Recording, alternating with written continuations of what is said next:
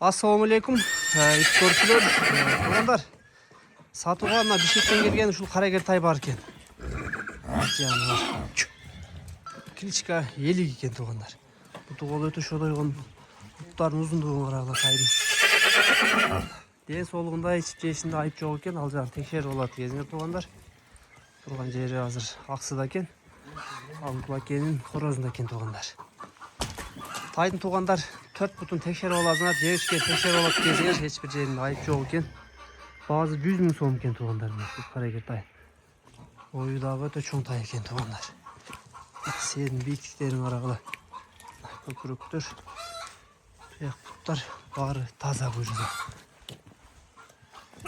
Тастаққаларда болады екен туғандар. Қызыққандар келіп көріңіздер адреске.